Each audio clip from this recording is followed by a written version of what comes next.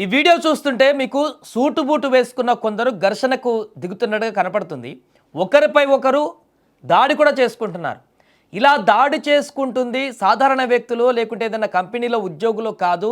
సాక్షాత్తు వారు ప్రజాప్రతినిధులు, ప్రజల చేత ఎన్నుకోబడినటువంటి ప్రజాప్రతినిధులు పార్లమెంటు సాక్షిగా ఫైటింగ్ చేసుకున్నటువంటి ఘటన జరిగింది. ఇది టర్కీ పార్లమెంట్లో చోటు చేసుకున్నటువంటి ఘటన ఇప్పుడు ప్రపంచవ్యాప్తంగా వైరల్ అవుతుంది. కొత్తగా న్యాయశాఖ మంత్రి నియామకం తీవ్ర వివాదానికి దారితీయడంతో అక్కడ అధికార ప్రతిపక్ష పార్టీల సభ్యులు తీవ్రమైనటువంటి ఘర్షణకు దిగారు. అక్కడ ఎంపీలు ఒకరిపై ఒకరు పిడిగుద్దులు కురిపించుకున్నారు. తోపులాటకు దిగడంతో సభలో తీవ్ర గందరగోళ వాతావరణం నెలకొంది. ఏదో గ్రామాలలో గనక ఎవరో గొడవ అయితే ఇరు కుటుంబాలు గనక కొట్టుకున్నట్టుగా, చిన్నపిల్లలు గనక స్కూళ్ళల్లో దేనికోసం గొడవపడి కొట్టుకున్నట్టుగా, లేకుంటే కాలేజీల్లో రెండు గ్రూపులు గొడవలు పడ్డట్టుగా సాక్షాత్తుగా పార్లమెంటు సభ్యులు, దేశ అధికార ప్రతిపక్ష పార్టీ సభ్యులు ఈ రకంగా సూటు బూటు వేసుకొని చక్కగా కనిపిస్తున్న ఈ నేతలు ఒకరినొకరు గుద్దుకుంటున్నటువంటి సన్నివేశాలు, తన్నుకుంటున్నటువంటి సన్నివేశాలు పార్లమెంట్లో కనిపించాయి. ఈ గొడవకు అసలు కారణం ఏంటంటే అధ్యక్షుడు ఎర్డోగాన్ ఇటీవల క్యాబినెట్లో మార్పులు చేసి వివాదాస్పద అధికారి అయినటువంటి అకిన్ గుర్లేక్ను కొత్తగా న్యాయశాఖ మంత్రిగా నియమించారు. అంతే, దాంతో మొదలైంది వివాదం. ఆయన ప్రమాణ స్వీకారం చేసేందుకు పోడియం వద్దకు వస్తుండగా ప్రతిపక్ష రిపబ్లికన్ పీపుల్స్ పార్టీ సభ్యుడు అడ్డుకునేటువంటి ప్రయత్నం చేశారు. మిగతా వాళ్ళు కూడా పోడియం వద్దకు రాకుండా ప్రతిపక్ష సభ్యులు అడ్డుకోవడంతో వివాదం మొదలైంది. అధికార ఏకే పార్టీ సభ్యులంతా గుర్లెక్కు రక్షణగా నిలవడంతో ఇరు వర్గాల మధ్య తోపులాట జరిగింది.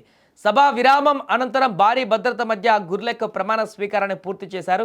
గుర్లెక్ గతంలో ఇస్తాంబుల్ చీఫ్ పబ్లిక్ ప్రాసిక్యూటర్గా పనిచేసిన సమయంలో ప్రధాన ప్రతిపక్షమైన రిపబ్లికన్ పీపుల్స్ పార్టీ నేతలపైన రాజకీయ ప్రేరేపిత కేసులు పెట్టారని ప్రతిపక్షం ఆరోపిస్తుంది. గుర్లెక్ నియామక దేశంలో న్యాయ వ్యవస్థ స్వతంత్రతను దెబ్బతీస్తుందని ప్రతిపక్ష నేతలు ఆందోళన వ్యక్తం చేస్తున్నారు. గతంలో ఎర్డోగాన్ రాజకీయ ప్రత్యర్థిగా భావించే ఇస్తాంబుల్ మేయర్ ఎక్రెమ్ ఇమామోగ్లు పైన గుర్లెక్ కఠినమైన చర్యలు తీసుకోవడాన్ని వారు ప్రస్తావిస్తున్నారు. గత ఏడాది అవినీతి ఆరోపణలపైన ఇమామోగ్లును అరెస్టు చేయగా గుర్లెక్ ఆయన పైన ఏకంగా 142 నేరాలకు సంబంధించి అభియోగ పత్రాలు దాఖలు చేశారు. ఇందులో గరిష్టంగా 20,000 సంవత్సరాల జైలు శిక్ష విధించాలని ప్రాసిక్యూటర్లు కోరడం అంతర్జాతీయంగా తీవ్ర చర్చనీయాంశమైంది అప్పట్లో ఈ అంశం. అధ్యక్షుడు ఎర్డోగాన్ చేపట్టినటువంటి క్యాబినెట్ పునర్వ్యవస్థీకరణలో న్యాయశాఖతో పాటు అంతర్గత వ్యవహారాల శాఖలోనూ మార్పులు జరిగాయి.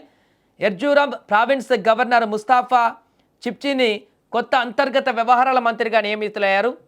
ప్రతిపక్ష పార్టీలు పాలిస్తున్నటువంటి మున్సిపాలిటీలపైన ప్రభుత్వం అవినీతి నిరోధక దాడులను ఉధృతం చేసిన తరుణంలో ఈ మార్పులు చోటు చేసుకోవడం గమనార్హం. ఇప్పటికే వందలాది మంది ప్రతిపక్ష మున్సిపల్ అధికారులను అరెస్టు చేశారు. ఈ తాజా నియామకాలు టర్కీ రాజకీయాలలో మరిన్ని ప్రకంపనలు సృష్టించేలా ఉన్నాయని కూడా విశ్లేషకులు అంటున్నారు. ఏదేమైనా కూడా నిండు సభలో పార్లమెంటు సభ్యులు ఇంత దారుణంగా ఒకరినొకరు పెడిగుద్దులు కొట్టుకుంటూ ఒకరినొకరు బాహాబాహి దిగుతూ ఈ రకమైనటువంటి దాడులకు పాల్పడడం అనేది తీవ్ర చర్చనీయాంశమవుతుంది. ఆ దేశంలో ఉన్నటువంటి తాజా రాజకీయ పరిస్థితులకు అద్దం పడుతుంది. టర్కీ చూసాం మనం ఆల్రెడీ ఆపరేషన్ సింధూరప్పుడు పాకిస్తాన్కి మద్దతుగా నిలిచినటువంటి టర్కీ అది. అక్కడ రాజకీయపరమైనటువంటి అస్థిరత ఏ రకంగా ఉందో అని చెప్పడానికి ఒక ఉదాహరణ. ఈ వీడియో ప్రస్తుతానికి ప్రపంచవ్యాప్తంగా వైరల్ అవుతున్నాయి. చాలామంది ఈ వీడియోని చూసి రకరకాలుగా కామెంట్లు చేస్తున్నారు. వీళ్ళు అసలు ప్రజాప్రతినిధులా లేకుంటే ఇంకెవరైనా అనేటువంటి ఒక ప్రశ్నలు కూడా లేవనెత్తుతున్నారు. ఏదేమైనా ఈ ఘటనకు సంబంధించి మీకేమనిపిస్తుందో కామెంట్ రూపంలో తెలియజేయండి.